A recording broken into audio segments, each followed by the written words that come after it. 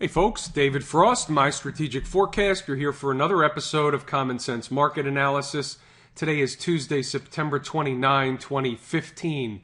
Here's a daily chart of the SPY, which mirror images the S&P 500, and let's go over what we have and what I think the likely scenario is over the next couple of days and then beyond that.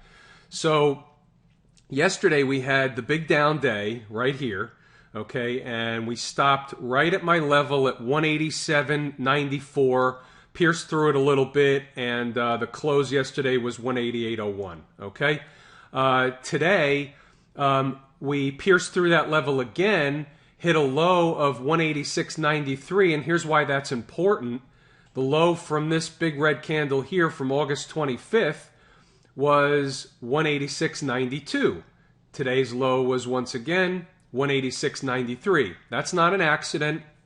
That's not a coincidence. That's the way the market works.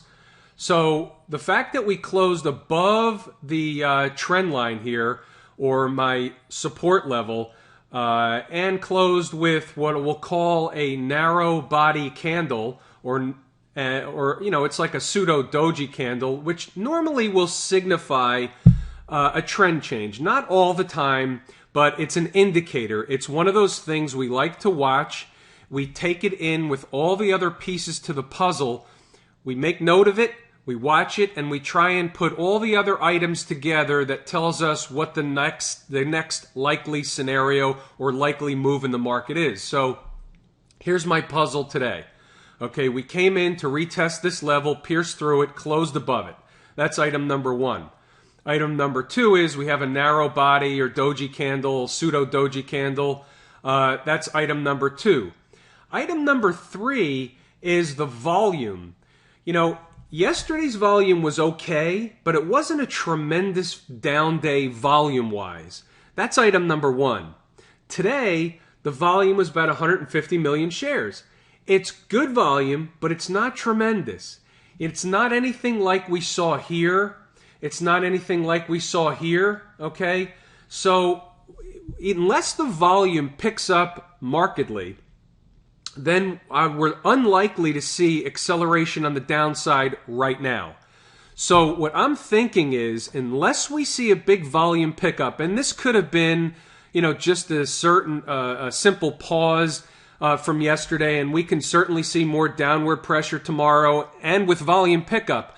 But that's not what I'm thinking right now. What I'm thinking is, because of the type of day we had, coupled with the volume and the level that we came into, I'm thinking, and oh, by the way, the bearish sentiment is too high right now. And what that means is, you have the Carl Icahns of the world putting out his own video on why the market's bearish and all that stuff, and about the Fed and this, that, and the other thing. I don't know why he would do that. The folks, some of the folks on CNBC were extremely bearish towards the close today when the market was down a little bit, and then we bounced higher right before the closing bell within the last 15 minutes or so. And when the sentiment is that bearish, and the put-call ratio is skewed to the put side, which means that there's more people either buying protection or betting the market's going down, or both. That tells me, along with the other things that we just discussed, it tells me that the market is really ripe for a bounce. It's not a guarantee. There's no guarantees in this business. We're just putting the pieces to the puzzle together, and I'm suggesting the likely scenario. It doesn't have to come tomorrow.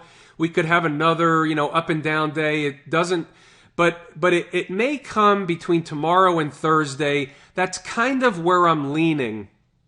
Now, we've had a lot of last day of the months that were down in 2015. I think it may even be 7 out of 8, and we'll see what tomorrow brings, being the last day of September. But, so that's on the negative side. But, I'm giving you my thought process. I'm giving you kind of the pieces to the puzzle as the S&P 500 or the spider's concerned. And there's other stuff. So let's talk about some of the other things that I'm watching, okay? Now, oh, by the way, the market tried to rally today early on and it failed. So that's on the negative side. Normally, if the market tried to rally and we saw any kind of a short squeeze, it would have gone a lot higher. So what we didn't see was any kind of a short squeeze today. That's for sure. So there's still a ton of puts out there. So is that negative or positive? Well, it could work either way, but generally speaking, with the other pieces to the puzzle that I've given you, I think it's more on a positive side, meaning the market may be due for the bounce I'm talking about. And understand this, I'm not talking about the low, a long-term low. I'm not talking about a 100 S&P point bounce. That's not what we're talking about here. I'm just talking about, what can be termed as maybe some kind of a bear trap developing. Maybe we see a gap down tomorrow and a reversal. Maybe it just fires up in the morning there's a preliminary jobs number coming around, I think maybe from ADP or something like that. Anything could spark a rally. I'm not saying it's the bottom. I'm not saying it's any kind of a sustainable bottom. I'm just saying that it could hold for a few days to a week or so in that neighborhood, and then the next rally, whenever we do see it, will be another shorting opportunity. So let's just be clear on what we're talking about, okay? I just want you to be aware that eventually, nothing goes down in a straight line like we talked about last night, and eventually you're going to see a rally, and because we know, and I've been talking about this for weeks, if not months, the swings intraday and from day to day are going to be large and fast in both directions.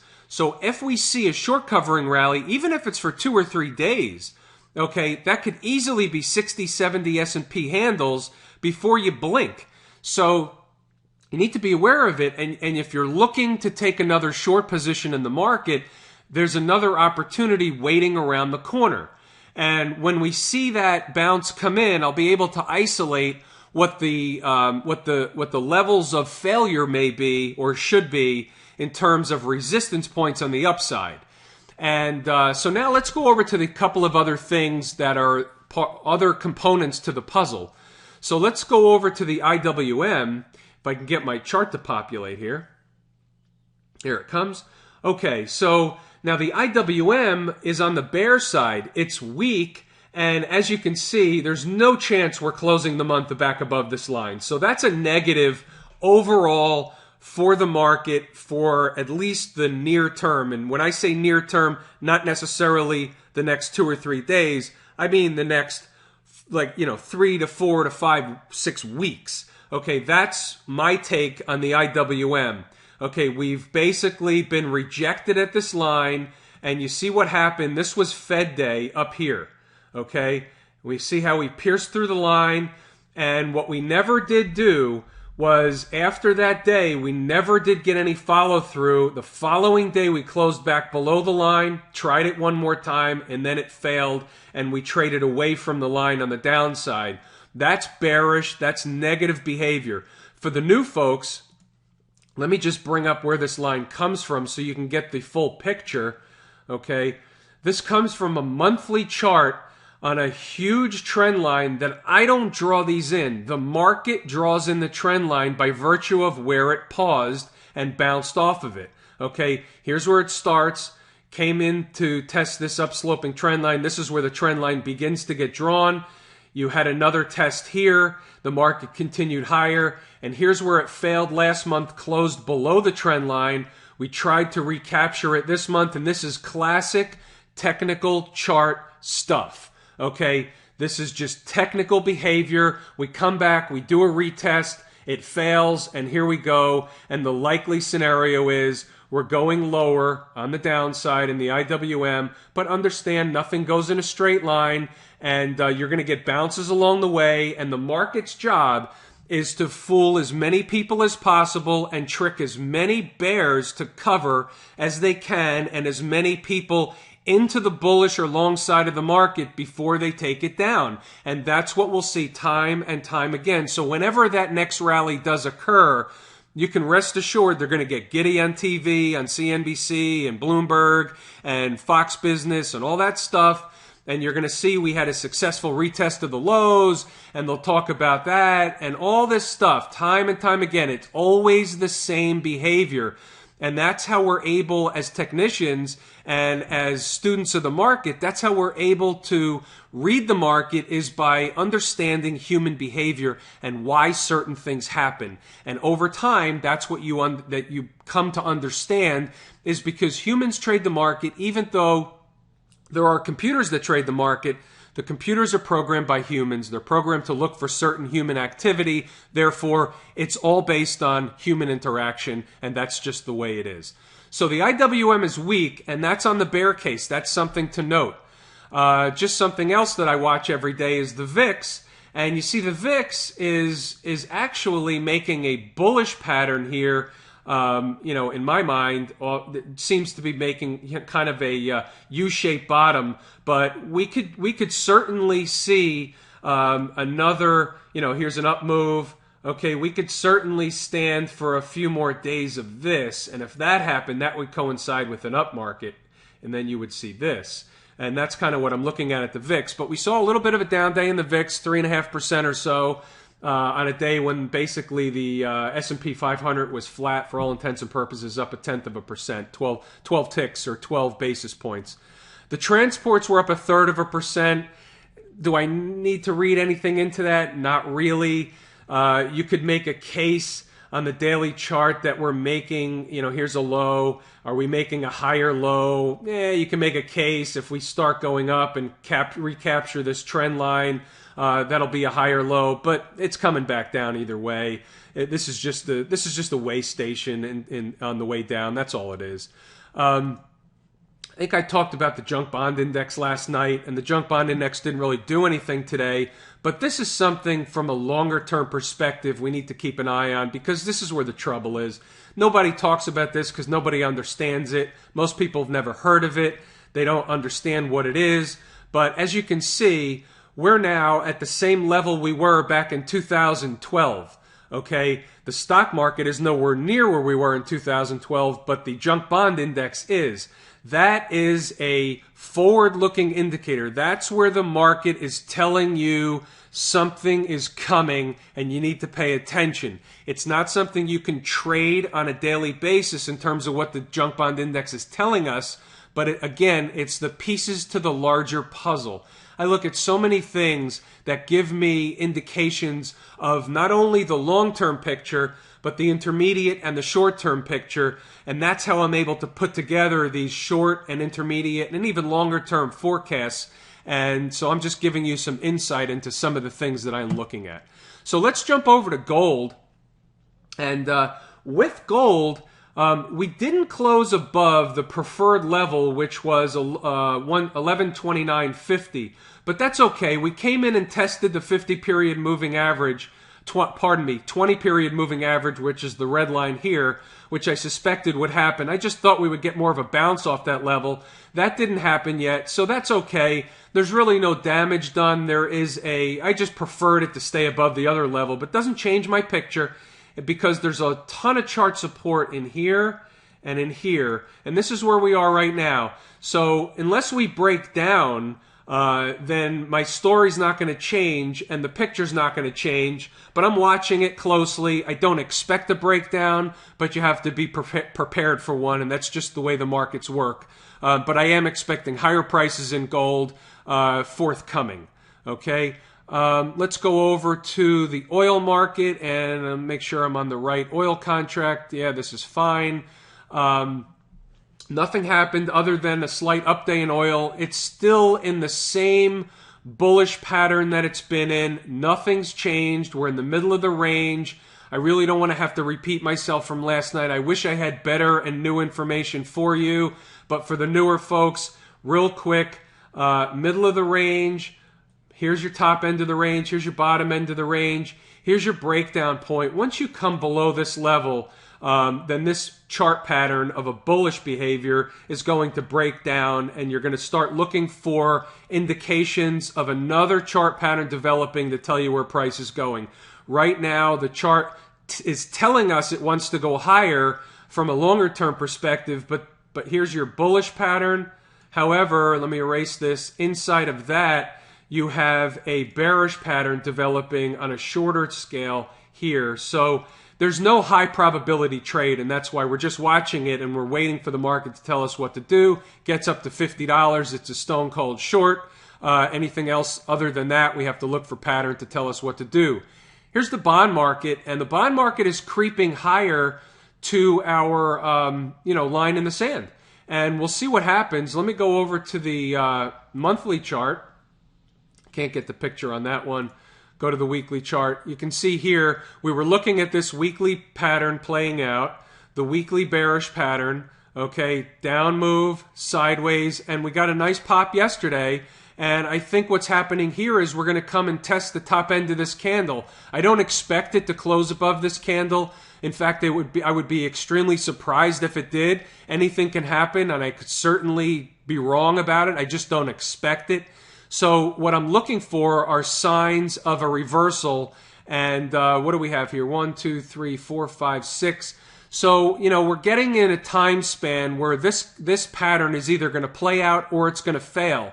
And if it fails, okay, it's probably going to fail in a big way.